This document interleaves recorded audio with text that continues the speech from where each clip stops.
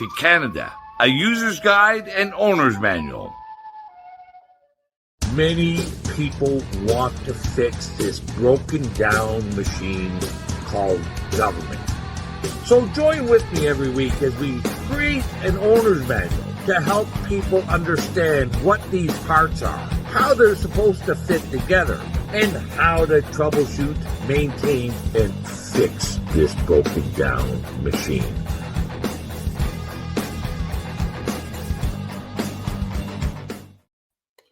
Well, good evening and welcome to another episode of Canada, a user's guide and owner's manual.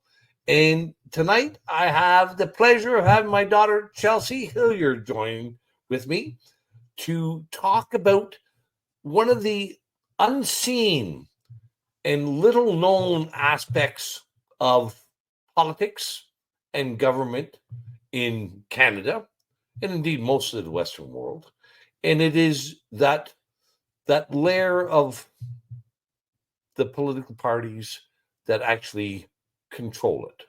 And these are the lobbyists. We might say, in 1863, Abraham Lincoln came out with that famous phrase during his Gettysburg Address: government by the people, for the people, and of the people. Has now, I don't think many people believe that phrase was is still relevant today in our representative democracies. It's more government for the wealthy, by the wealthy, and of the wealthy. And it is the lobbyists who are often the intermediaries between the wealthy and our representative democracy. So hope you enjoy tonight's show. Of course, if you like to help support the show, we receive no government funding for this. You can donate to the production at nomorlockdowns.ca.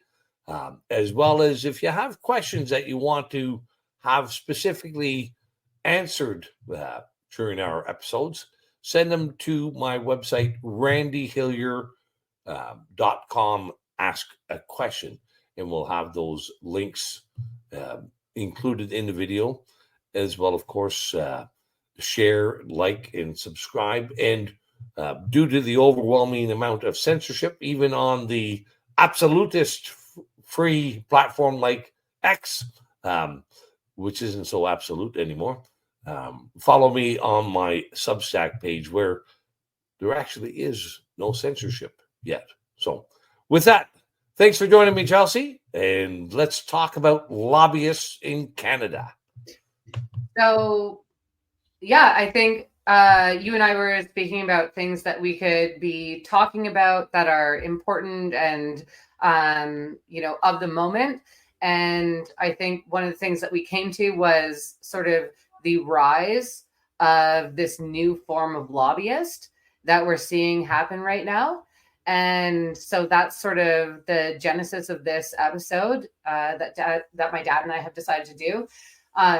So with that, I think, since my dad, Randy, was in politics for so long, I think it should be an opportunity for him to sort of introduce what even is a lobbyist, what do they do, what role do they play, how influential, are they in our politics, both provincially and federally, and likely municipally as well. Yeah, not so much municipally, but absolutely 100% federally and provincially. And the political parties are never-ending animals. Elected members come and go, but the lobbyists are sort of like the entrenched bureaucracy within a government. They just keep going; they never stop. The lobbyists are. We've all heard the term. The money is the grease or the oil of that keep the wheels of politics going. And lobbyists are the ones that make sure that that money does go. But they've really become far more influential than just providing money. So for those who haven't been involved with politics or seen how this works, the lobbyists are always intermediaries. They are on retainer by very wealthy corporate interests, generally speaking. And they bring the interests of their wealthy clients to the political parties. Uh, and they advance the interests of those wealthy corporate interests and ensure that the political parties advance those interests um, and they do this in very subtle and sophisticated ways. Um, they wine and dine the individual members and um, uh, bestow many platitudes um, and perks and privileges, wine and dine them, take them out to Maple Leaf hockey games or the Blue Jays. But even more than that, they actually are the campaign teams, the campaign managers for the political parties. Um, and they're the ones who orchestrate who will be the leaders of the party, as well as which members will advance within the political party or which members may be removed if they're um, not towing the party line. Yeah. So in that regard, before we get into like the scope of influence that they actually have within the parties, who are the lobbyists? Who are these people who are hired to be these intermediaries? Well, again, they're often very well connected individuals. Generally speaking, they're either former staff members of the elected members, um, or even former elected members as well. Often go into a lobbyist role afterwards. Um, but typically mostly are staffers who are very well connected.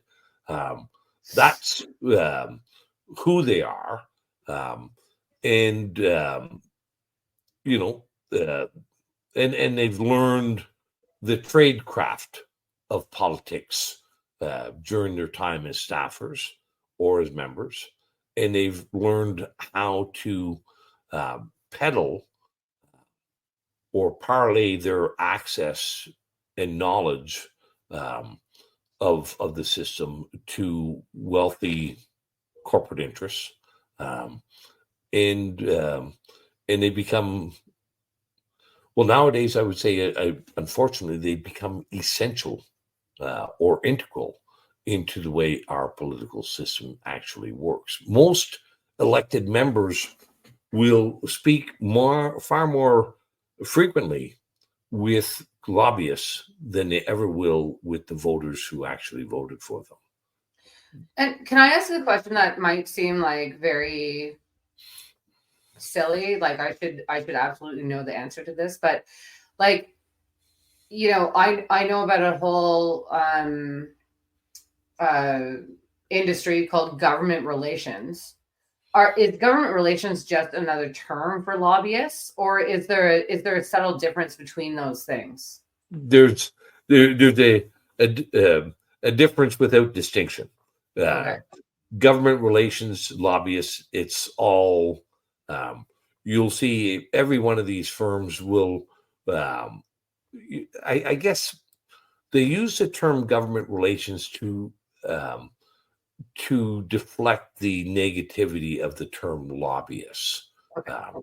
But So it's just a way to abuse language and convolute our understanding of what's going on, basically. Yeah, just to confuse and to obscure what they're actually doing. Okay.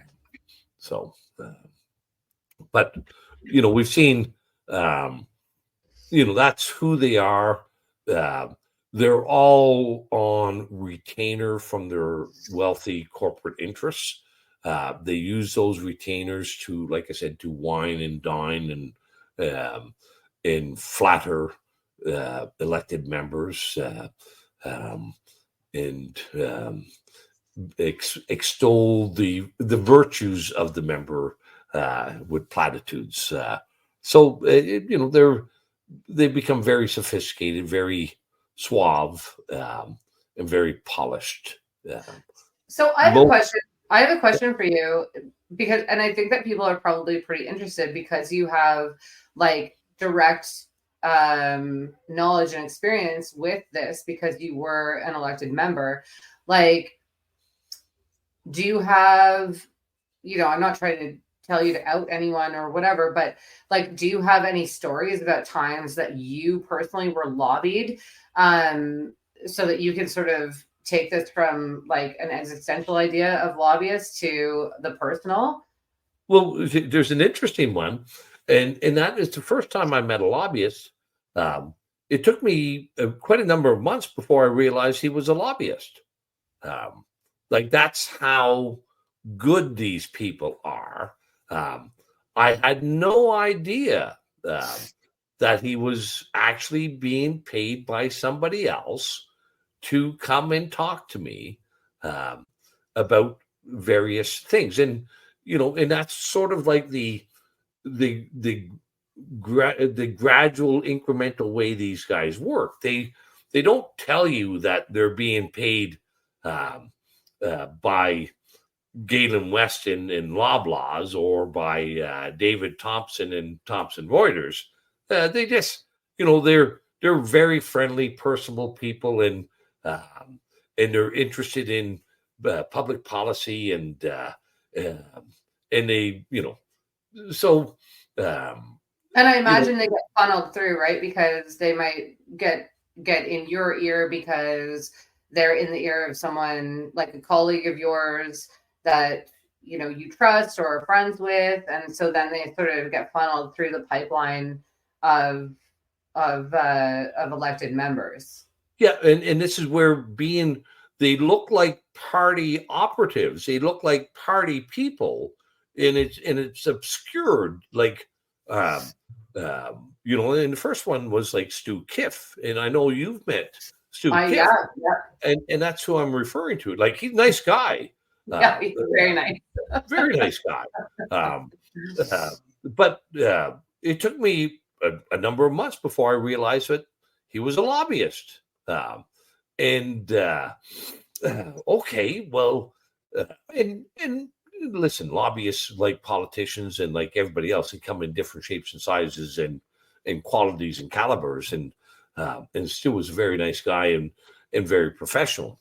But he was also the president of one of the the conservative riding associations in Toronto. So they sort of transcend it. There's no defined boundaries with these people. But there's one example. Like, it was probably 6 months before I found out that there was another part to his agenda. It's funny that you actually bring him up, because I think that, like, I actually, like, I know that was his role, was as a lobbyist, but he's so wonderful and so friendly and so personable that when I think of him, I don't think of lobbyist. I just think of Stu, because he's like the coolest. He's like the coolest guy in the room, Yeah. So yeah, I think, I mean, it's been many years since I've seen him now, but that is, lobbyist is certainly not what comes to my mind when I think of him. Yeah, listen, these guys never come into your office and say, "Hi, I'm Corey Tonight, and I am a lobbyist for X, for AstraZeneca vaccines or Pfizer or Moderna." That's not how you will know them through their roles in the party, through their interactions with the party.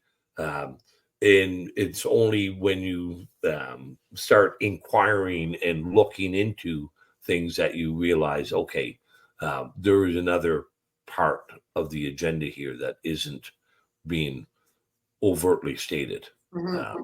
So Okay, so let's get into that. So, like, I know you can speak to certain political parties and the lobbyists that sort of control them more so than others, right? Because you existed in a conservative space. So, and you just mentioned one big lobbyist, Corey Tenike.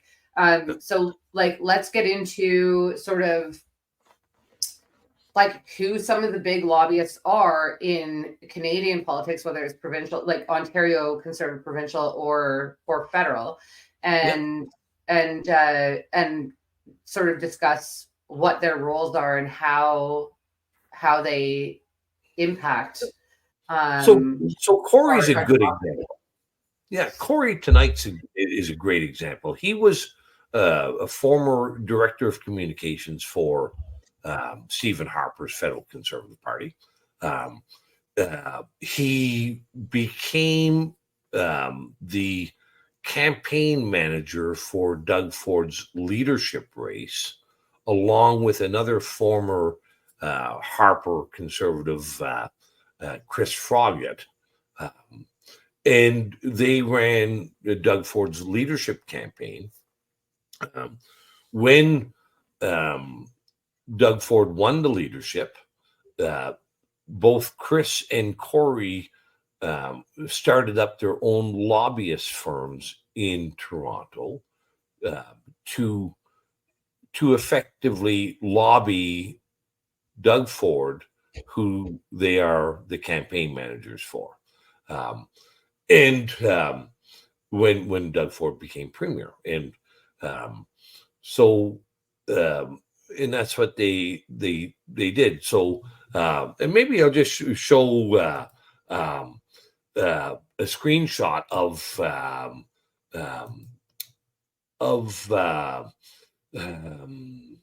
Rubicon, and just to give people some of the names. Yeah. So here's Rubicon's website, and you can see here Corey Tenike is the principal. Patrick Harris. Sorry, can I jump in for 1 second? Because Corey Tenike, I find him a very interesting person because he also came from media.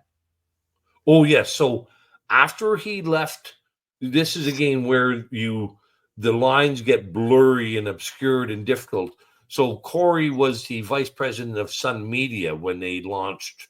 After he left Stephen Harper's employment, he became vice president of Sun Media and ran Sun Media for a while. And then when that folded up, he became campaign manager for Doug Ford. Next to him is Patrick Harris, and that was another fellow I dealt with awful lot in Toronto. He was a staffer during the John Tory period of time in Ontario politics. But beside him, you see David Hurley. And David Hurley is a wonderful fella as well. And he was a campaign manager for both Dalton McGuinty and Kathleen Wynne for the Liberal Party. So the lobbyist firms, they're the quintessential uniparty. They have people from all political stripes because they want access to all parties, and they want to be able to trade their access to the politicians to benefit their corporate clients. And even here, the next one, Michael Coates, he was the executive director of the Ontario PC Party as well. And as you go through all the names, there's an interesting one is Don Newman. He was a former, of course, longtime CBC journalist. But these names you'll see quite often, and uh, and that's just one of the firms uh, uh, that is very prolific in Ontario, and increasingly into federal politics as well.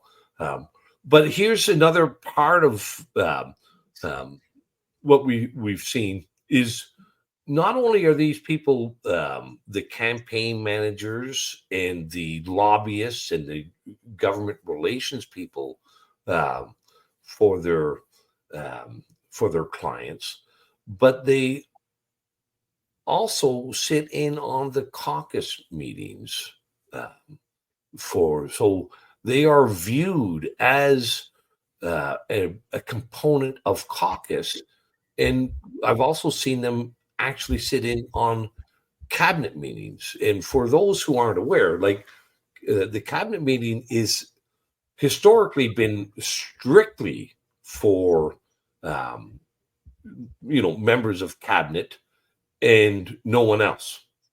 But the lobbyists now are not only in caucus, but they're in the cabinet meetings as well. So that seems very worrying to me, because now you've got corporate interest, running sort of the back end of political parties, and now also being involved in discussions about policy, legislation, bills to be introduced, that kind of thing. So like this seems like a very dangerous precedent set. Like, how long do you think this has been going on? Well, I think it's been evolving. And I think it's been evolving in a bad way, in an increasingly involved way. Back when when we had leader races that were delegated conventions, for example, the lobbyists didn't have much avenue to get in. But when we went to the one member, one vote systems, that really opened the door for the lobbyists to insert themselves in the leadership campaigns. We've been seeing, I think, the lobbyists being involved because they always have these dual roles or triple roles.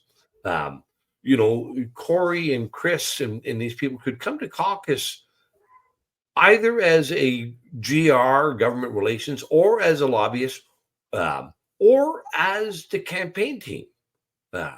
Because they wore all these different disguises, they could obscure and get around the conflict of interest rules. So like when you start to look at like the various initiatives, for example, I think we'll talk about Ontario for now because it's what you and I know best, especially you. Like when you look at the initiatives being put in place right now, whether it's I mean not even right now, but for a number of years. So whether it's the developing the green belt, or development housing initiatives, or creating new highways, those kinds of things, like those are all, I imagine that those are not organic issues that have just, that are the will of the people. Those are issues, policies that have sprung up from these corporate lobbyists who are running the party. That's right. Yeah, like it's not like there was no hue and cry from the people saying, we either wanted a green belt or we didn't want a green belt in Ontario.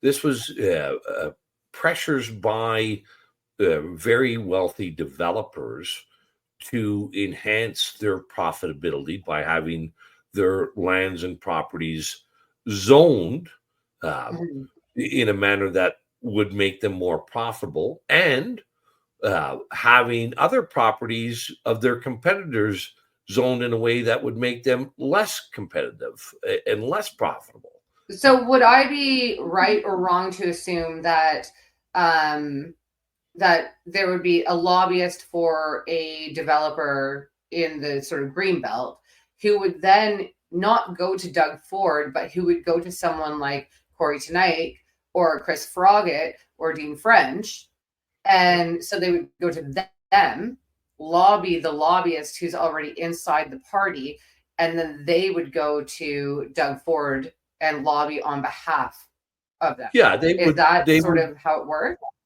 Yeah, they would go to. So let's say, and I'm just going to say hypothetical, but let's say Mattamy Homes, Yeah. one of the largest home builders, is sitting on a couple of thousand acres outside of Toronto, and he can't build on it because it's been zoned by the municipality for farmland. So, and we're talking about millions, multi-millions of dollars of value if it was zoned as residential. So that person might call up somebody like Corey Tonight and say, Corey, I need to get a couple of thousand acres rezoned from farm and agricultural into residential. Would you be able to do that for me? And somebody like Corey or Chris would say, yeah, I could have a sit down and chat with Doug privately, and the Minister of Housing, and if you want to give me $100,000 a month to do this, and give me a bonus commission of $1 million or $10 million if I get the property rezoned, I can make that happen. But give me $100,000 a month to start. And Buddy, who's sitting on that property that would go from $5,000 an acre to $5 million an acre, says, well, okay, that's a worthwhile endeavor. And it's the same with, building highways. That's a very lucrative lobbying. There's only a few big road construction firms in Ontario, and somebody may say, I really would like to get this contract to build the 407 extension or the 413 extension, or and Corey, would you be able to put in a good word for me with Doug, and can we? How can you help me make sure that I get that contract? Right. So it's like, I mean, it's what we all know, but these are the inner workings of it. Is that it's all money. It's just money. Oh, yeah. And I think that can seem fairly depressing for a lot of people. To know that if you don't have an in with these people who are the lobbyists who are working within the parties, then like you're not going to be able to grow to what you potentially would like to, if you do without these connections, and that there's other people who have these connections who you're not going to ever be able to touch. But just in the interest of time, I wanted to talk quickly or not quickly, whatever, about how some of these lobbyists who are campaign managers or within the party, especially the Ontario Progressive Conservatives, there was a sort of mass booting of caucus members within the OPC over the last 4 or 5 years, including yourself. And I was wondering if you could talk a little bit about what role these lobbyists played in having you and multiple others removed from caucus. Yeah. So once again, the lobbyists um, be or have all these multiple roles, and you can't really distinguish which one that they're playing on any particular time. But I can say to the audience, and it's very clear, I was very outspoken about the role of lobbyists in the Conservative government, and Chris Froggatt and Corey Tenike orchestrated my removal from the caucus, because they didn't want these things that they're doing to be exposed and to be known by the general public. But it was also others like Belinda Karahalios, Lindsay Parks, anybody, Roman Babber, anybody who opposed to COVID mandates or the vaccine mandates, especially because these guys are all Nichols as well. Yeah, and we should put up. We'll put up a clip of Rick in a moment. But people who were opposing the vaccine mandates, these campaign managers, these lobbyists, are also the intermediaries for Pfizer, AstraZeneca, Moderna, and they want to protect their clients, and they want to protect their clients' profitability, and the more they can do that, the more valuable they are to their clients. So, do we have that? I'll put up the. So, just Rick Nichols was the 10-year MPP for Chatham-Kent Leamington, wonderful riding down in far southwestern Ontario. He was also the deputy House Speaker. And here is him just before he was booted from caucus. So here's what he had to say. To exercise this autonomy over my own body while continuing to work hard for the people of Ontario. 3 days ago, I received a call from the campaign manager for the Ontario PC 2022 re-election campaign. Unfortunately, in a demeaning tone, this individual threatened that I will be expelled from the Ontario PC caucus if I do not vaccinate by 5 p.m. today. Expulsion means leaving the government benches and may result in the loss of my office as Deputy Speaker. Now, over the past 10 years, I've always strived to do the right thing. For the last 18 months, I watched with great sadness not only the effect of COVID, but the remarkable health, mental impacts, and economic toll on our government's pandemic response.